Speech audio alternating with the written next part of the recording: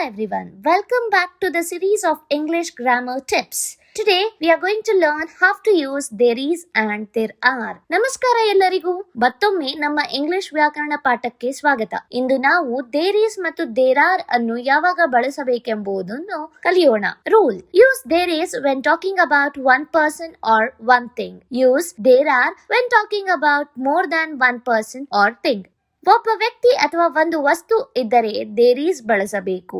ಒಂದಕ್ಕಿಂತ ಹೆಚ್ಚು ವ್ಯಕ್ತಿಗಳು ಅಥವಾ ವಸ್ತುಗಳು ಇದ್ದರೆ ದೇರ್ ಆರ್ ಬಳಸಬೇಕು. ಉದಾಹರಣೆ: example, there is a book on the table. ಮೇಜಿನ ಮೇಲೆ ಒಂದು ಪುಸ್ತಕ ಇದೆ. There is a cat under the chair. ಕುರ್ಚಿಯ ಕೆಳಗೆ ಒಂದು ಬೆಕ್ಕು ಇದೆ. Common mistake made: there is 5 pens. It's wrong. There are 5 pens is the right usage.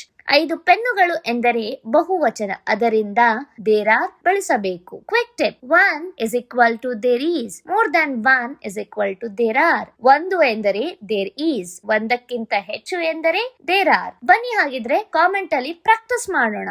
There dash a bird on the tree. There dash 4 chairs in the room. There dash an umbrella near the door. Yes, come on guys, comment the answer.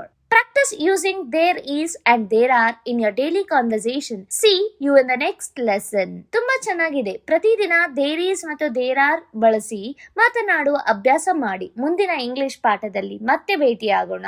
Thank you until then. For more such contents, follow English Bloom. ಹೆಚ್ಚಿನ ಟಿಪ್ಸಿಗಾಗಿ follow ಮಾಡಿ @English Bloom.